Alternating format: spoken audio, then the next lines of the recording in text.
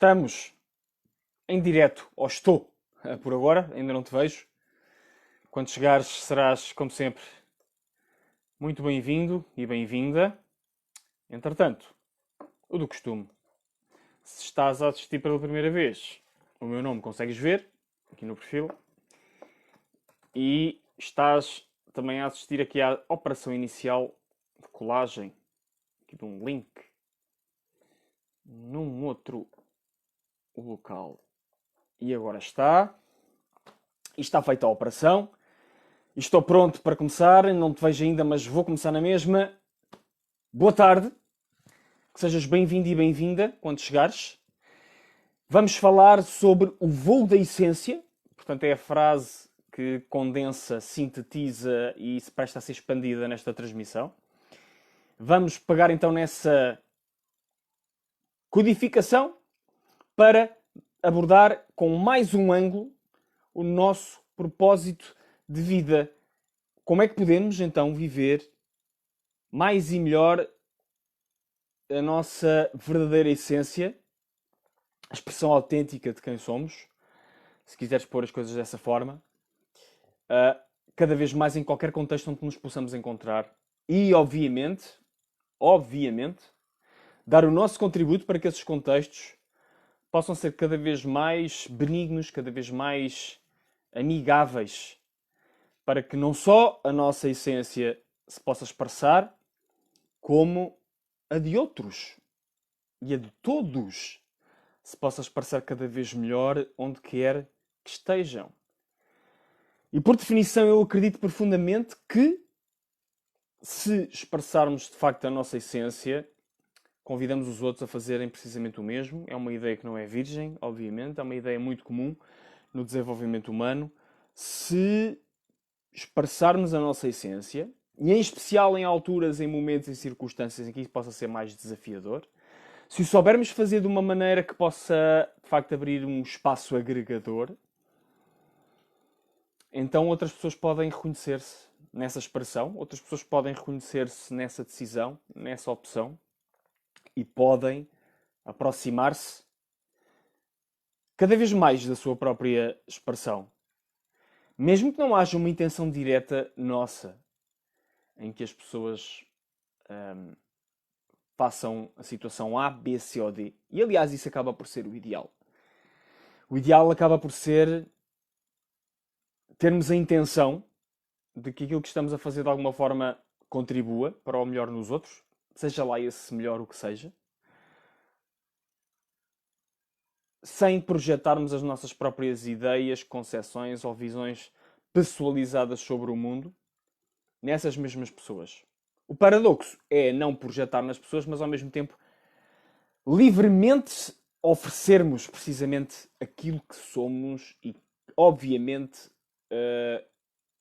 nas formas de expressão que nos sentimos mais à vontade para fazer. E há múltiplas, infinitas formas de expressão. Há tantas formas de expressão quantas as formas de existência nesta Terra. Agora, para não complicarmos em demasia, podemos reconhecer algumas plataformas de contacto, algumas formas em que isso acontece, obviamente. É a linguagem, é a dança, é através do pensamento, é através da escrita, é através da cozinha, é do ensino, é da modelagem, é da pintura, a escultura, trabalho administrativo. O que é? Existem tantas possibilidades. É para cada um de nós entender quais dessas essas possibilidades podemos combinar, recombinar, como se fossem peças de um Lego, para então fazermos essa nossa construção, essa construção que na verdade é uma cocriação entre aquilo que já é e aquilo que irá ser, e só pode ser através de nós, através da nossa iniciativa. Por parecido ou por similar que isso seja com outras criações que já aconteceram, propositadamente de outros. Mas é nossa que está a acontecer com um determinado protagonista, protagonistas, num determinado contexto, num determinado espaço, tempo, recursos e momento, contributo, tudo isso se une para então nos colocar nessa possibilidade que nós somos. Bem-vinda, Julieta. Mais uma vez, obrigado por estares, pela tua confiança, pela tua dedicação. O voo da essência. O voo da essência. A preparar, ou a deixar que seja preparada esta transmissão, ocorreram basicamente duas histórias principais que sempre me disseram alguma coisa. Em especial, mais a primeira do que a segunda, mas a segunda é uma história extremamente bela. É uma história maravilhosa, muito mais moderna do que a primeira, e portanto, nada como partilhá-las. A primeira é o mito de Ícaro. Penso que já terás ouvido falar deste mito. Eu não sei se já o terei mencionado em algumas das transmissões. Não me recordo se já o fiz. Posso já ter feito isso. Portanto, esse mito de Ícaro basicamente fala sobre a história de um jovem que estava com o seu pai, que era um grande artesão, um grande engenheiro, um grande arquiteto. Era um homem dotado de grande engenho e, portanto, tinha sido recrutado pelo rei Minos, penso eu. Penso que era o nome do rei. Para construir um labirinto para aprisionar o Minotauro, que andava a causar estragos na ilha. E o rei chamou esse grande artífice, Dédalo, e pediu-lhe, olha, por favor, constrói, que arranjar aqui uma maneira de aprisionar o Minotauro, porque ele não há maneira de se de respeitar e de não destruir toda a sua passagem. E, portanto, por favor... E assim fez o Dédalo. Construiu com o seu engenho, construiu um labirinto para aprisionar o Minotauro. E assim foi. O Minotauro entrou no labirinto e ficou aprisionado lá. E o rei, satisfeito com a conquista, ao mesmo tempo, o que é que ele quis fazer? Quis fazer aquilo que nos tempos modernos poderia-se chamar de patentear. Patentear aquela obra, patentear aquela invenção. E, portanto, o que é que ele fez? Ele resolveu, vamos prender o cientista, ou neste caso, vamos prender o artífice aqui dentro do labirinto e não o vamos deixar sair daqui, porque eu não quero que esta inovação chegue aí a outras ilhas. Eu quero ter o monopólio disto. Estamos a falar, isto é de uma lenda ancestral, estamos a falar. Grécia Antiga, portanto, já são uns milhares de anos. Mas já havia essa noção, não é? Do monopólio das patentes. Eu agora estou aqui a brincar um pouco, obviamente que não sei se... Mas penso que os conceitos fazem sentido, sim.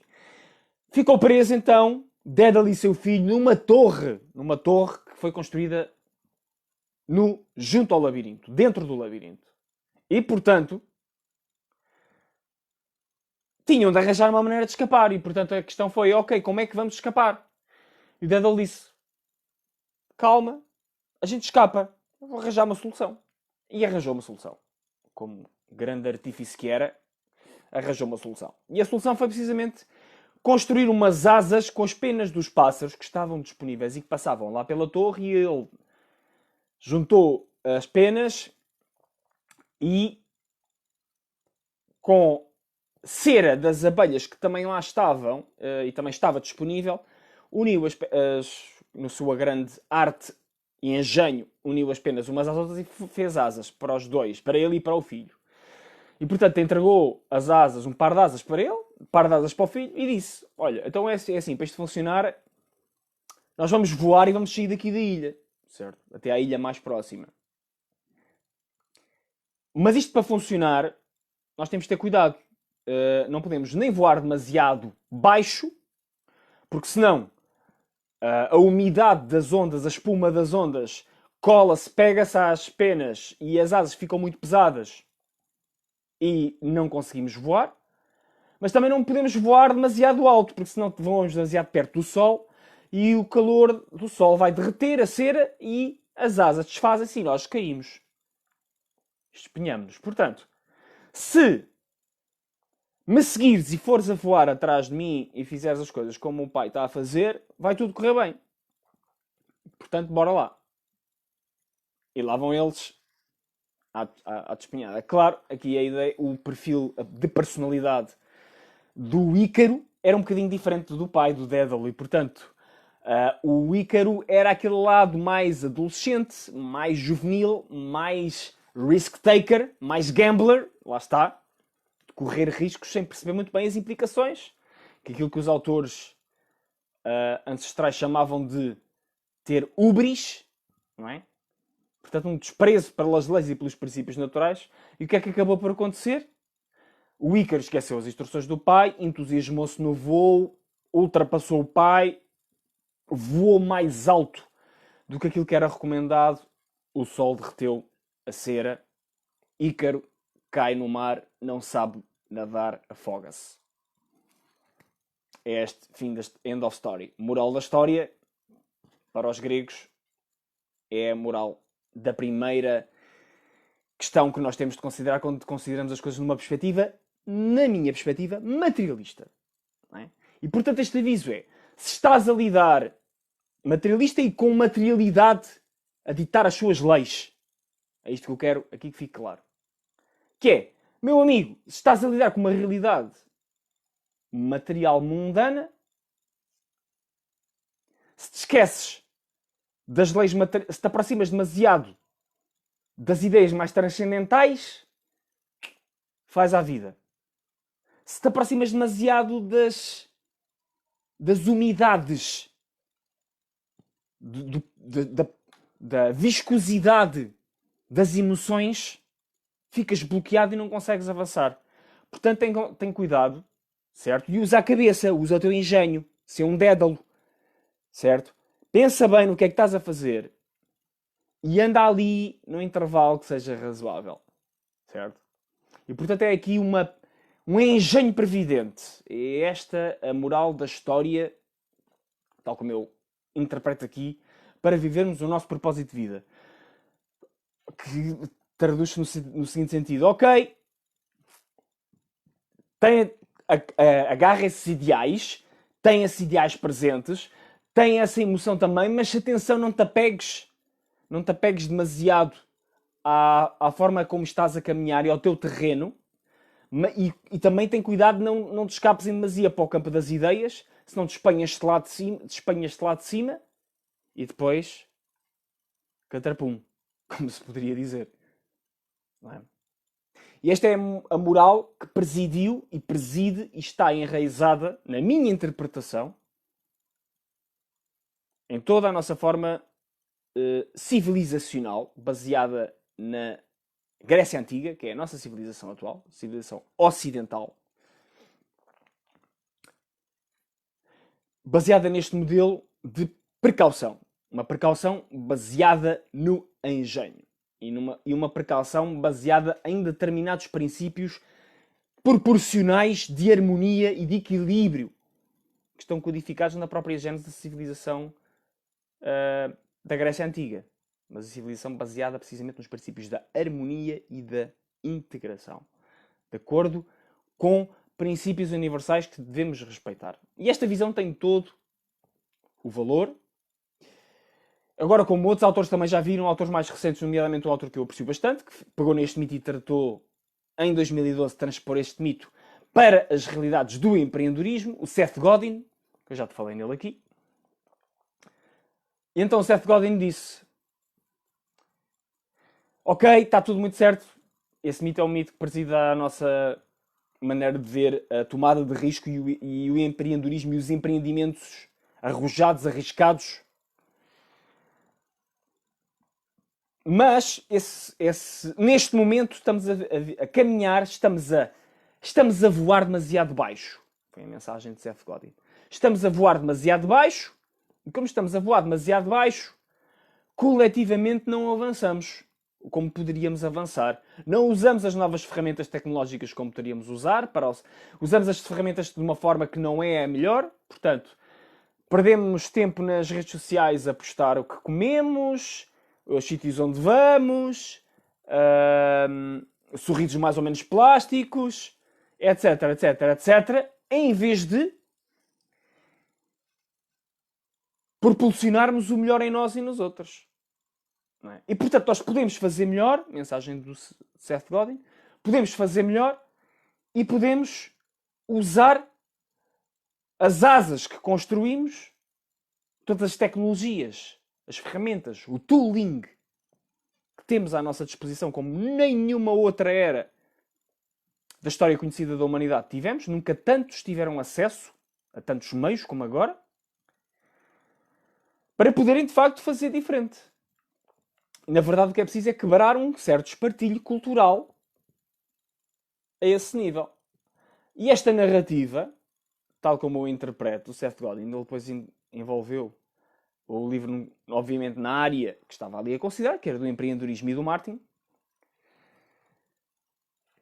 E ele não acredita propriamente em propósito de vida, o Seth Godin. Ele diz, eu não sei se há um propósito. Eu acho que ele não quer, fundamentalmente, parece-me a mim, que sou um grande apreciador da mensagem dele, ele não quer, fundamentalmente, soluções cristalizadas, tipo tábuas de 10 mandamentos, por assim dizer, de que as pessoas depois se colem e não vejam mais nada além de um conjunto de prescrições que lá estejam definidas. Porque é um risco que acontece e tem acontecido ao longo de toda a história conhecida da humanidade, que é o risco das pessoas pegarem em recomendações, prescrições, sugestões de figuras de liderança que admiram e converterem isso em obrigações e em dogmas, não é? Que não podem ser interpretados fora daquela letra que ali está, daquela palavra que foi dita, e eu, como apóstolo, vou logo escrever, mas depois não escrevi bem aquilo que o mestre me ditou, e depois de milhares e milhares de anos há um livro com tudo aquilo que foi escrito, e ainda andamos a coçar a cabeça para interpretar o que é que se queria dizer ali e acolá, em vez de ir fazer aquilo que foi a grande recomendação do mestre, que é descobre por ti. Aprende por ti, investiga por ti, encontra as diversas threads, os diversos fios da trama da vida e une-os por ti.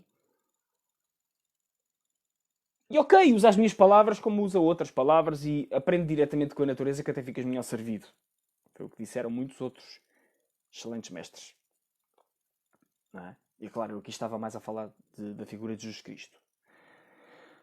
E claro, e depois há aqui múltiplas formas de algumas pessoas mais esclarecidas na civilização procurarem, de facto, ajudar-nos a fazer o voo da nossa essência, que é essa capacidade de nos libertarmos dos espartilhos, da sociabilização, da aculturação próprias do tempo, do espaço e das influências a que fomos sujeitos e que somos sujeitos, da doutrinação principal que subjaz ainda a todas as formas convencionais de sociedade que nós temos e que está em toda a parte, não é? Não é difícil dar muitos exemplos disso, é muito fácil. Basta ligar uma televisão, lá está. Alguma forma de indoctrinação a acontecer na esmagadora maioria das expressões que são transmitidas. E claro, a expressão por excelência dessa indoctrinação, na minha interpretação, atenção, mas tu pegas naquilo que te interessa ou que não te interessa, metes à borda do prato, como se costuma dizer. A fonte por excelência dessa indoctrinação é as notícias, o noticiário. Em que nos procuram através de uma ideia de factualidade que está cada vez mais à evidência, que é altamente questionável, para não dizer abertamente desmontável, a ideia de que a verdade está ali codificada naquelas formas de expressão, não é? E que, portanto, é uma verdade, é uma fast truth, se é que me permites dizer. Uma verdade que já está preparada por quem sabe, pelos peritos que sabem. E, portanto, vamos lá dar-te essa verdade e tu engoles essa verdade, se faz favor, sim, e digeres bem isso e comporta-te de acordo com isso. Porque precisamos que consumas, precisamos que mantenhas as estruturas tal como elas são, certo? Que ponhas o teu voto lá na urna, não é? Na urna polar, basicamente, a polarização, fundamental, até o que tem acontecido até agora, que é basicamente uma polarização que se assiste no mundo ocidental, com exceção de um ou outro país, de alguns países, nomeadamente os países nórdicos, e agora o trajeto parecia que estava Não sei. Mas penso que continuará a estar, mas isso depois é para cada um tirar as suas conclusões. Isto também não é, isto não é um comício. Mas é uma explicação de alguns fatores que podem condicionar então o voo autêntico. O nosso voo autêntico. Não é? É nesse sentido. A tal polarização, só temos uma alternativa. Só há estes partidos de poder e, portanto, podemos votar no A, ou podemos votar no B, podemos votar nos democratas ou nos republicanos, podemos votar no PS ou no PSD, podemos votar... Mas há uma polarização básica e daí pouco adianta que haja diferente. Essa ideia estava a ser, de certa forma, posta em causa. Agora, parece que há uma certa pressão para que essa narrativa possa voltar a ter lugar. Parece-me. Parece-me a mim. Embora também acredite, e já agora, não é? Porque há aqui uma flexibilidade com este formato, também me parece que isso não vai acontecer. Também parece que isso não vai acontecer. Parece-me que estão a despontar cada vez mais alternativas àquilo que já existe. Eu tenho procurado trazer aqui algumas, não tenho feito comentários diretos sobre aquilo que concordo mais ou menos. Ou melhor, não tenho feito comentários diretos sobre aquilo que concordo menos ou de que discordo. Se não pontualmente, a linha é basicamente defender aquilo que se acredita e não dá tempo de antena àquilo que não se acredita. Mas a verdade é que quando queremos viver aquilo que acreditamos, quando queremos ter o tal voo da nossa essência, quando queremos que esse voo da nossa essência seja o mais pleno possível, é inevitável identificar e lidar, desmontar ou neutralizar, gerir, dependendo daquilo que nos é possível, os obstáculos e as dificuldades que existem para que o possamos fazer. E um contexto fundamentalmente ainda não apoiante da expressão autêntica do nosso ser, e particularmente muitas das vezes quando ela mais importa, quando ela é mais necessária, quando existem aqueles pontos de viragem, e estou a falar das circunstâncias mundanas, certo? Então é importante também aprender a reconhecer essas realidades. Uma história que eu acho extremamente interessante sobre como isso acontece é no livro, eu penso que já falei aqui nesse livro, não tenho a certeza. Fernão Capelo Gaivota é a versão deste livro em português. Fernão Capelo Gaivota. A versão que foi publicada em 2013, deixa-me confirmar, que é 2013, eu acho que sim, já tinha aí de cabeça. A versão que foi republicada em 2014, perdão, e que foi publicada aqui em Portugal em 2015, inclui uma quarta parte que o autor tinha deixado de fora na primeira publicação em 1970 e já tinha sido um grande êxito em 1970. Este livro, eu estou aqui a tentar procurar aqui a quarta parte. Exato, já cá estou. Se bem que também não importa muito. O que importa é transmitir a ideia fundamental. Não sei se conheces este livro, Fernão Capelo Gaivota. Diz-te alguma coisa? Põe aí nos comentários se sim ou se não. Não é? E quando pensas em voo da essência, pensas no quê? Fundamentalmente. Queres comentar aí também? Este livro foi um grande sucesso. Este livro, Fernão Capelo Gaivota, de Richard Bach, foi um grandíssimo sucesso nos Estados Unidos. Vendeu milhões de exemplares. Logo, não sei se foi logo após ter sido publicado, mas... E basicamente conta a história de uma gaivota. Curiosamente se chama Fernão. Não é? A mim projeta-me para os feitos do grande navegador português Fernando Magalhães. Também, pelo menos. Não é? Primeira viagem de circunnavegação à volta da Terra. Não é nada estranho. Na minha opinião, em termos do propósito americano, se remetendo-nos então para o propósito de países, um dos países que também tem um propósito deliberadamente articulado enquanto tal é os Estados Unidos da América, na minha interpretação pelo menos, e não é a única, obviamente. Não é? E portanto, eu acho que esta história também simboliza muito daquilo que é o melhor da alma, se quiseres, da alma americana, desse substrato da alma de todos os seres humanos que nasceram naquele território e também daqueles que entram em contacto com esse território, que na gênese, na essência, há uma ressonância muito, muito grande com o propósito de Portugal, tal como eu o interpreto. Com a diferença fundamental da escala e da capacidade da escala que existe no americano, que não existe no português. O português, na minha interpretação daquilo que é o diferencial, e agora já estou aqui a fazer uma tangente, mas já sabes como é, às vezes acontece.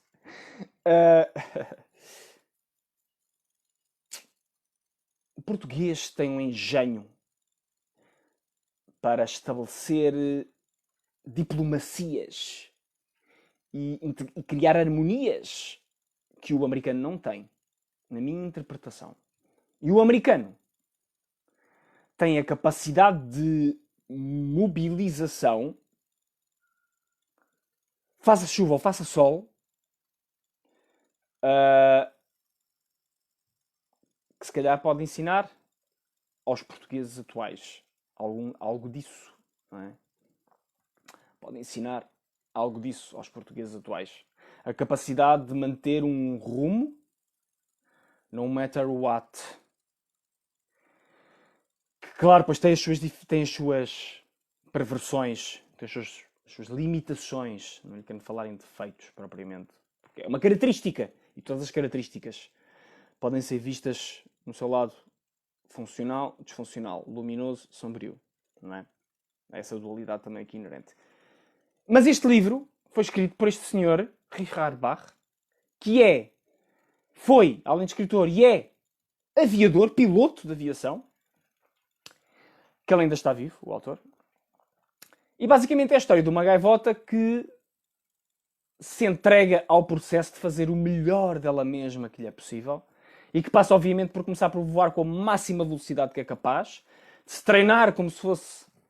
Eu não sei se o Cristiano Ronaldo alguma vez leu este livro. Seria muito interessante se ele conhecesse este livro. Eu acho que ele, se calhar, conhece. Mesmo que não tenha começado por conhecer o livro, talvez conheça a história agora. Porque é um livro que me parece... Fernão também tem muito... O Cristiano tem algo de Fernão, Capelo Gaivota, nele. Parece-me a mim. Pelo menos nas minhas idealizações que faço de Cristiano. De que além de poder ser um excelente atleta e uma referência a esse nível, como tem sido, não é? A nível da dedicação, da entrega, etc. Passando adiante algumas polémicas que também aconteceram e que não são nada de desprezar, mas cujo desenvolvimento não está aqui a ser considerado. Fernão, Cristiano e cada um de nós podem libertar essa dimensão de excelência, essa dimensão da autenticidade, essa dimensão de profunda confiança na voz interna que lhe pede precisamente para voar, para ir mais além, para se libertar das limitações, para abraçar os seus sonhos, não deixar de lutar pelos seus sonhos da melhor forma que é capaz, uma forma entregue, leve. E depois o livro vai fazendo esta narrativa com todos os processos que o próprio Fernão vai vivendo. Primeiro é excluído do bando das gaivotas. O bando das gaivotas defende acerrimamente que a única função de uma gaivota para voar é para comer, portanto. Esse é o propósito de vida da gaivota, é voar para arranjar alimento e comer. Fernão acha que não, acha que o voo deve ser desfrutado, pelo menos quando é ainda mais jovem, o voo deve ser desfrutado simplesmente pelo que é. E comer não é o princípio, não é a primeira prioridade. Comer é algo que permite que se voe, não é? Portanto, o propósito de vida da gaivota é eu vou, porque faz parte da minha essência, porque é a expressão autêntica do que eu sou, é voar. E no caso de Fernão, que tinha uma força, uma vontade indómita de ser uma gaivota que testava continuamente os seus limites, de voar cada vez mais rápido, cada vez mais longe, com cada vez mais mestria, fazer aquela curva da forma cada vez mais perfeita. Fernão paga o preço para descobrir o seu propósito e, mais do que descobrir o seu propósito, para expressar em pleno o seu propósito. E, portanto, Fernão paga o preço por ser escolhido do bando. Depois Fernão acaba por ter experiências transcendentais com outras gaivotas de luz.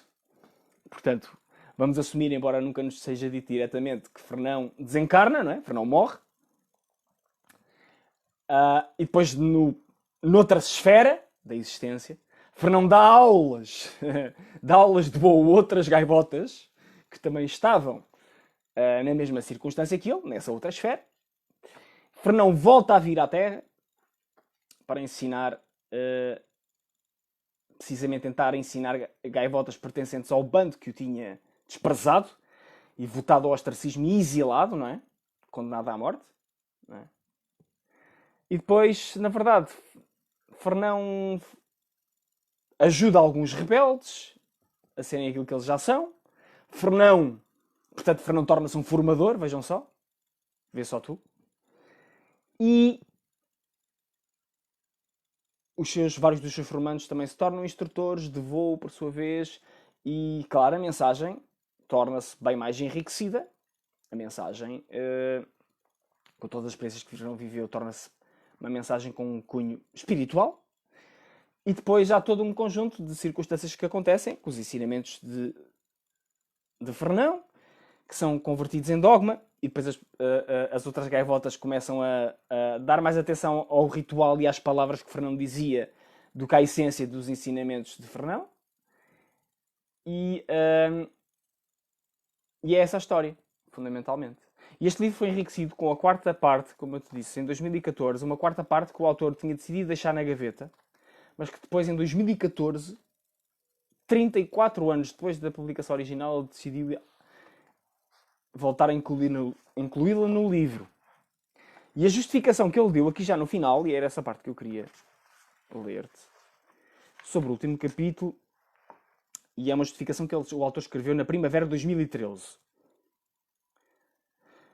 E basicamente, então ele diz isto, na última parte, aqui na última página do livro. Sobre o processo de escrita deste livro e a inclusão desta quarta parte, ele diz: o manuscrito terminou e encheu-me com o seu aviso e a sua esperança. Eu sabia o que estava a fazer, disse ele. No teu século XXI, cercado de autoridade e de rituais, está tudo pronto para estrangular a liberdade. Não vês? Estão a planear tornar o teu mundo seguro, não livre. Ele viveu a sua história e tentou uma última vez. O meu tempo acabou, o teu não. Pensei novamente na sua voz, na voz daquele miúdo do último capítulo. Estamos nós, as gaivotas, a olhar para o fim da liberdade no nosso mundo? A quarta parte, publicada finalmente onde pertence, diz que talvez não. Foi escrita quando ninguém conhecia o futuro. Agora conhecemos. Richard Bach, primavera de 2013. E eu acho que esta mensagem ainda é mais válida agora, em 2020, do que era quando o autor a escreveu em 2013. Conseguimos perceber porquê? Achas que faz sentido para ti? Ok, se achas que faz sentido para ti, acho que também pode fazer sentido algumas palavras que também já foram proferidas mais perto do início da transmissão. O voo da nossa essência. O voo da nossa essência. Quais é que são os preços que sentes que são importantes pagar para que a tua essência possa voar até onde ela tem de ir? Certo? Que tipo de mensagens, que tipo de informação é que pode ajudar a reforçar o paradigma, o sistema de valores, de maneira de ver o mundo, que te vai ajudar a, de facto, libertar-te para voares a tua essência. Uma coisa que eu recomendava era este livro, se fez sentido esta mensagem para ti, se faz sentido, leres este livro, Fernão Capelo Gaivota.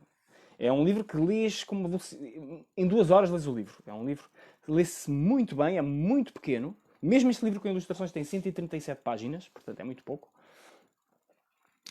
2 horas e já estou a ser. É um livro que se lê mesmo muito bem.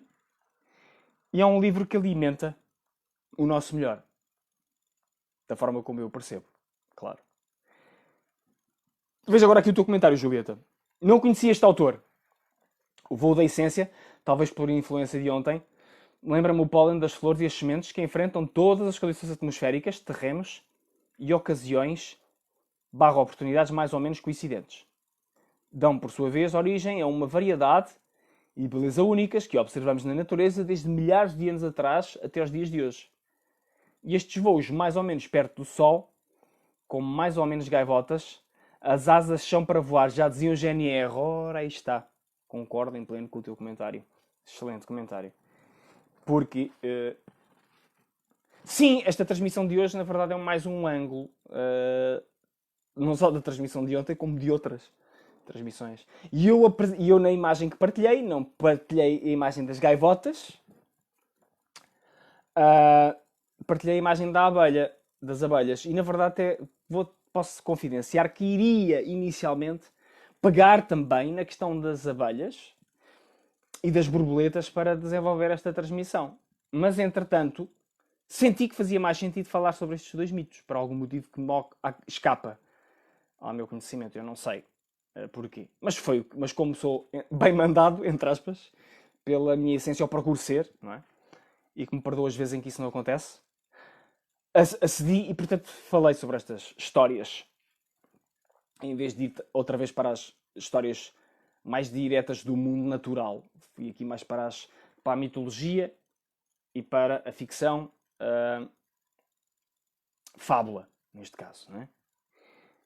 Mas sim, obviamente estou de acordo contigo e nós podemos, e já o fizeste, já o estás a fazer, não é? Já dizia o GNR, lá está, porque depois quando nós orientamos a nossa bússola, o nosso GPS interno orienta-se para encontrar soluções que estão de acordo com aquilo que nós acreditamos e que achamos que faz mais sentido para nós, e tu rapidamente ativaste, como também outros formadores de desenvolvimento humano já falaram sobre isso, o teu sistema de ativação, não diria reticular, mas pode ter sido reticular interno. E depois, não sei se estás por dentro do que é o sistema de ativação reticular, podes ir investigar. Mas basicamente este sistema diz-nos é quando estamos orientados com uma determinada busca, de uma determinada forma, começamos a ver sinais dessa mesma busca e dessa mesma forma em que estamos orientados, plasmados nas referências que nos rodeiam. O velho exemplo dado é quando queremos comprar um carro da marca X, quando decidimos que vamos comprar um carro da marca X, começamos a ver carros da marca X com muito mais regularidade, começamos a reparar nos carros da marca X com muito mais regularidade e encontrar carros da marca X com muito mais regularidade do que o fazíamos antes. Portanto, aqui é isso mesmo. E as condições todo tipo de condições atmosféricas, terrenos e ocasiões e oportunidades, como tu estás a referir. Uma das condições que é importante encontrar é a condição de aprender, saber esperar lidar com a tribo que não suporta o voo da essência. E todos podemos ter esse tipo de contactos. E eu recordo-me perfeitamente de uma experiência muito recente comigo, precisamente com uma tribo, não é? Em que eu resolvi. Porque depois há aqui uma cena no livro, uma parte no livro, em que o bando das gaivotas renegadas, não é? Dos excluídos, resolvem quebrar uma lei e vão bater as asas ao pé da tribo que os renegou. Há uma cena que acontece. E isso é supostamente absolutamente proibido de acordo com as leis da tribo que os renegou. Mas eles vão fazer isso. E decidem que, nós somos livres e vamos fazer isso. E isso faz-me lembrar de uma situação que eu vivi há uns dias atrás, em que eu senti esse fenómeno. Em que eu fiz um comentário numa publicação. E não é muito meu hábito ir comentar onde eu não concordo. Mas resolvi. Porque estava ali uma partilha que eu achei que não estava correta. Independentemente de poder ter valor. E tem valor, com certeza. Eu fui fazer um comentário. Precisamente relativamente à parentalidade de rapazes. E foi uma publicação na ótica do masculino. Não é? E rapidamente a tribo que se identifica com as ideias associadas àquela visão do masculino se agregou.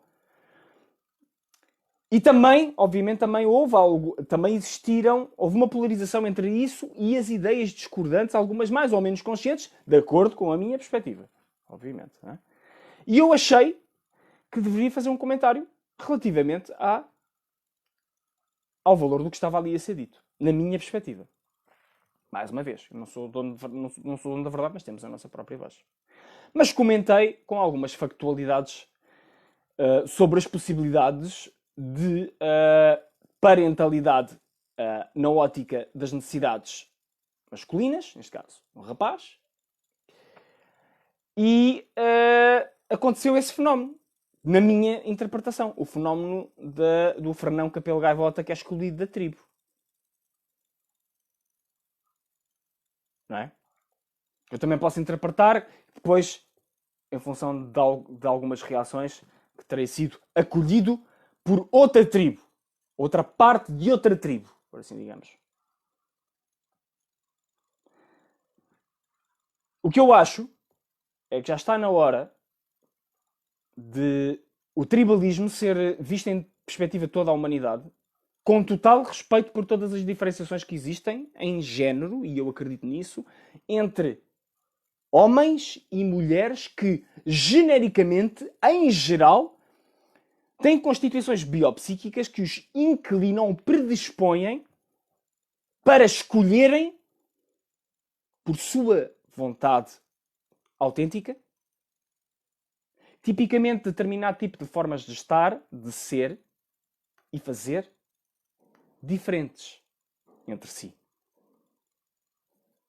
E indo além, sem deixar de reconhecer todas as dificuldades associadas à menorização do feminino, ao patriarcado tradicional, aos estereótipos dos papéis de género e a todas as desigualdades e perversões a nível de oportunidades, possibilidades de participação na vida social e coletiva e prejuízos diretos que aconteceram ao longo de séculos e milénios sobre as mulheres, sobre as minorias, sobre todo um conjunto de expressões daquilo que, na visão tradicional, convencional, era o diferente. Por outro lado, não está na hora de aprendermos, de facto, a amar, independentemente da crença, independentemente da perspectiva, independentemente... Não está na hora de aprendermos a acolher as opiniões divergentes com o mesmo valor, com a mesma presença, com a mesma capacidade e coragem também, reconhecendo que elas nos podem ensinar alguma coisa, em especial se são formuladas... Não estamos a falar de ser troll, nem de ser... deliberadamente mal intencionado. Estamos a falar de enriquecer as visões das coisas. E depois, obviamente, eu sou... defendo isso. Há limites para a mercantilização e para o transacional no desenvolvimento humano. E há limites para o uso que se faz das narrativas e das histórias ao serviço desse transacional e dessa mercantilização do desenvolvimento humano. Certo? E fala alguém que também cobra por serviços de desenvolvimento humano. Mas há limites. Há limites. E vários dos momentos em que eu decidi fazer cortes neste setor, especificamente, a nível de participações, relações, etc., teve precisamente a ver com, no meu entendimento, ter havido violação desses limites e dos princípios humanos que lhes devem estar subjacentes. Na minha interpretação. Mas lá está, eu só posso falar sobre a minha interpretação. Não é? E é isto, que cada um vive da melhor forma, com a sua cabeça. Mais uma vez eu volto a dizer... Não delegues a ninguém a responsabilidade por sentires verdadeiramente o que é o caminho certo para ti, nem em mim, nem em ninguém, certo? E não precisamos de pedestais, nem de fundos de poço, nem de exílios, nem de todos abraçadinhos a dançar o Kumbaya, certo? Podemos aceitar que podemos amar quando discordamos e podemos discordar criativamente e construtivamente, mesmo de posições que nos parecem, por vezes, aberrantes, se é possível manter a elevação e o respeito nas trocas. E a esse nível estou-me a lembrar de um podcast que vi, de uma conversa entre Russell Brand e a Candace Owens, uma jovem política norte-americana, conservadora, e o Russell Brand é muito mais liberal.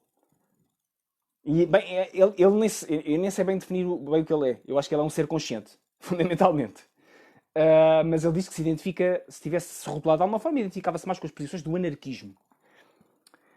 E eu confesso que não conheço muito bem as posições e os princípios do anarquismo. Mas à conta de ter visto essa excelente conversa que ele teve com uma posição muito conservadora e que eu interpretei muito individualista e fora daquilo que nós precisamos neste momento em termos de orientação coletiva, a posição da Candace Owens. Eu, só por causa disso, fui buscar referências sobre o anarquismo e vou estudar, vou ler para me identificar mais sobre o anarquismo. À boleia também já de ter tido uma interação que achei muitíssimo produtiva e construtiva também, recentemente, com uma pessoa que precisamente desafiava, benevolamente, de uma forma muito equilibrada, a conhecer melhor o que é anarquismo. Não é? Eu vi a posição dessa pessoa e que não vou aqui nomear porque não temos um relacionamento propriamente assim próximo e portanto nesse sentido não faz sentido fazê-lo, parece-me, mas a forma como a pessoa interagiu com as trocas e não só com as minhas como com outras trocas, além de elegância, o tal respeito e a tal predisposição para fazer a dança de perspectivas com o outro. E todos podem ser beneficiados com isso. Não é? E, portanto, voar não tem de ser escarrapachar. O voo da nossa essência não tem de ser, entre aspas, enviar dejetos para quem fica cá em baixo e acharmos que somos todos muito superiores porque temos ideias muito mais avançadas, etc, etc.